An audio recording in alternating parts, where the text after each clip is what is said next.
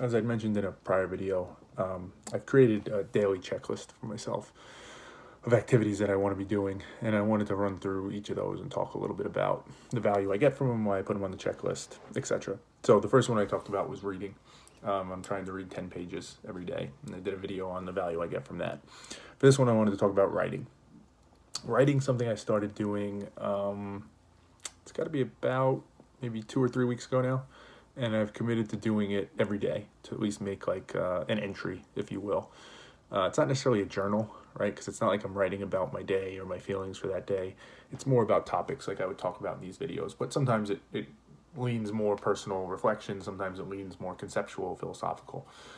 But what I wanted to talk about in this video is the benefit I get from it. Why I put that on my list, right? You can only have this constrained resources. You can only have so many things on your list that you must do each day.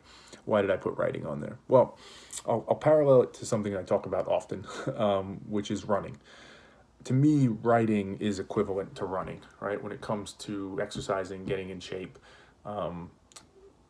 running is to writing, right? In that same way, the parallel holds in that way as writing would be when it comes to gathering your thoughts, sharpening your views and opinions, really just generally practicing, like, I guess, good mental hygiene, on understanding how you think and what you think. And I say that because it's kind of fundamental. It's kind of the basics, just like running is, right? There's all sorts of fancy machines. There's all sorts of fancy workouts and gyms you can go to. But at the end of the day, if you just lace up a pair of sneakers and go out for, a couple mile run, you're going to get a good workout. And in many ways, maybe even better than some of those other workouts. It kind of just cuts right to the core of it. It's simple. It's easy. It doesn't take much, right? You don't need a gym membership. You don't need fancy machines. You don't need to do some crazy instructions that you have to follow. It's intuitive. It's natural for us to do. And writing, I think, is very much in the same vein. We're at least myself, I should only speak for, but I think most of us are constantly having conversations in our head. Often we don't even really think about it, but it's happening, right? We have thoughts, we have beliefs, we have views, we talk to other people. There's lots that's happening, but in a very unconstrained, unstructured way that we really can't make sense of. And if you can't make sense of it, if you can't see it, you can't really assess it. You can't learn from it. You can't be surprised by it. You can't evolve it, right? There's nothing there, right? It's there, but you can't grab it. You can't touch it. Once you start writing and you put something down on paper, that whole thing changes. Now there's something there, right? Even the act of writing it itself requires you to structure it in some way. It requires you to really scan your mind on a topic and really think about, what do I want to put down on this paper? Because at least for me, there's something psychological about putting those words on paper. It's even different than these videos I make, right? Videos, there's a similar dimension, and I'll do another video about these videos, but something about writing it, it's not off the cuff. It's thoughtful. You've had time. You could clean it up. You could fix it. If you don't like the way it sounds, if you think it's wrong, you could change it. The expectation, the bar is raised when you write, right? At least for me, again, there's a certain level of quality that comes with it that forces you to think more, think better. Again, scan your mind more in how you do that. So just the act of doing it forces you to do that.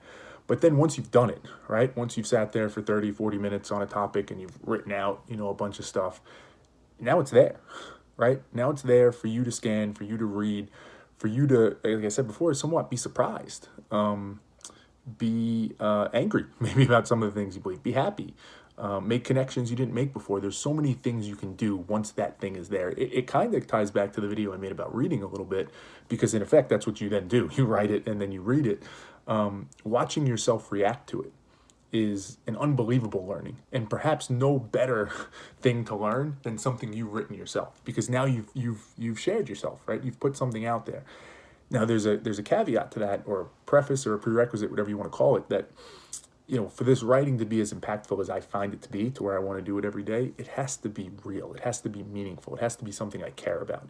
If I was just writing just to write and get stuff out there, or if I was writing for somebody else, or if I was writing for school or for work, that doesn't do it for me, because now I'm not having an honest dialogue with myself like I do when I write it and then I read it and then I react to it. It's not honest, it's not real, it's not genuine, it's not useful. But when you pick topics that you care about and you really let it come out, right? Let it flow, and you do it in somewhat of an unconstrained way, in that you don't necessarily have a game plan of where it's going to go. those surprises, those connections start to pop up. You start to realize new, thoughts or theories or concepts, and you kind of put all that out there.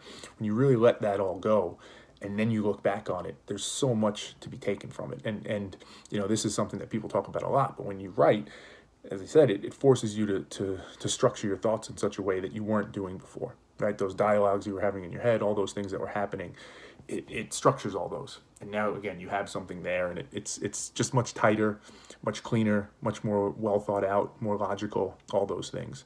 So for me, it serves kind of the dual benefit, which is what I often look for. It's good for me from like a therapeutic perspective, from a cleansing my mind, scanning my mind, understanding myself better.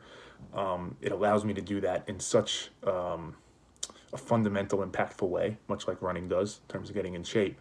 But it also allows me to grow my, what do I want to call it? Like my book of knowledge on these topics, on these philosophical topics that I want to talk about. It gives me that second benefit of really fleshing those out, really thinking through those and building a portfolio almost, if you will, of concepts and ideas that I'm really thinking through deeply because I have to, because I'm writing them down.